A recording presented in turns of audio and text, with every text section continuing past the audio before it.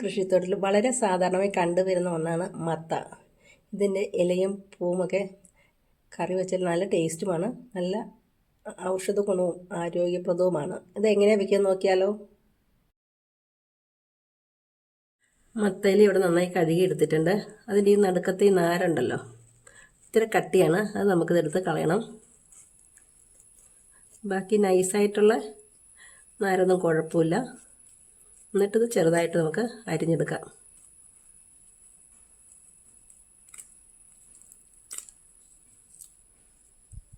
മത്തയില ഇതേമാതിരി പൊടി പൊടിയായിട്ട് അരിഞ്ഞെടുത്തിട്ടുണ്ട്. നമുക്കിതിന് വേണ്ട അരപ്പ് എന്തൊക്കെയാണെന്ന് നോക്കാം. ആയിട്ടൊരു മിക്സർ ജാർ എടുക്കുക. അതിലേക്ക് ചെറിയ ഉള്ളി, വെളുത്തുള്ളി, പച്ചമുളക് ഇതൊന്ന് ക്രഷ് ചെയ്തെടുക്കുക. ഇതിലേക്ക് മഞ്ഞൾപ്പൊടി, കറിവേപ്പില, തേങ്ങ ഇതൊന്ന് ഒതുക്കിയെടുക്കാം. കുറച്ച് വെള്ളം കൂടി ഒഴിച്ചിട്ട് ഒന്ന് ക്രഷ് ചെയ്തെടുക്കാം. കറി തയ്യാറാക്കാനായിട്ട് ഒരു കടായി വെച്ചിട്ടുണ്ട്. ഇത് വെളിച്ചെണ്ണ ഒഴിച്ചിട്ടുണ്ട്. എണ്ണ ചൂടായി ഇതിലേക്ക് കടുക് ചേർത്ത് കൊടുക്കാം.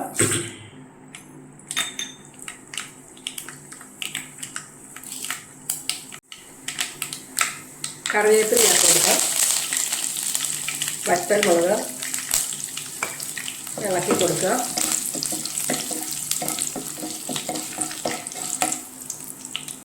ഒരു സവാള ചെറുതായി അരിഞ്ഞ് ചേർത്ത് കൊടുക്കുക.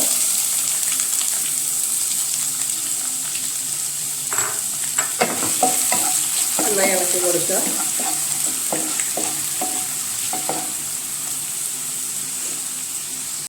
അരിഞ്ഞ് വെച്ച മത്തയില ചേർത്ത് കൊടുക്കാം.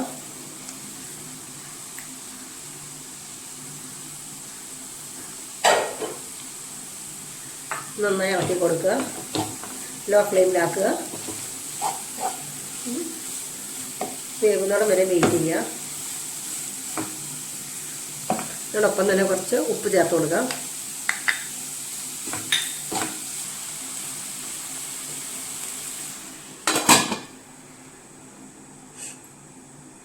അതിലേക്ക് അരപ്പ് ചേർത്ത് കൊടുക്കാം.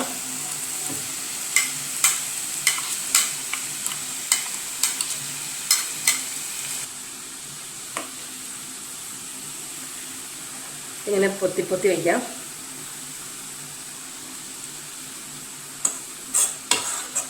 അരപ്പിൻ്റെ പച്ചമണമൊക്കെ മാറാനാണ്. ഇനി അത് 2 മിനിറ്റ് മൂടി വയ്ക്കാം.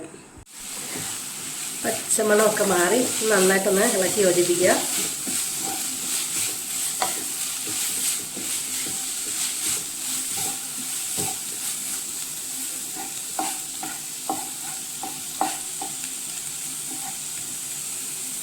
ഇനി അതിലേക്ക് ബീറ്റ് ചെയ്ത് വെച്ചാൽ ഒരു മുട്ട ചേർത്ത് കൊടുക്കുക. ഇത് ഓപ്ഷനിലാണ്, ആവശ്യമെങ്കിൽ ചേർത്താൽ മതിയാവും.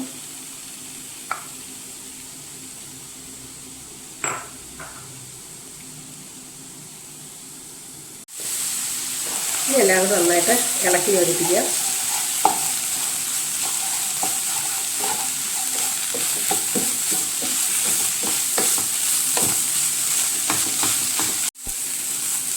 മത്തയില തോരൻ ഇവിടെ റെഡി ആയിട്ടുണ്ട്. ഈ ഫ്ലെയിം ഓഫ് ചെയ്യാം.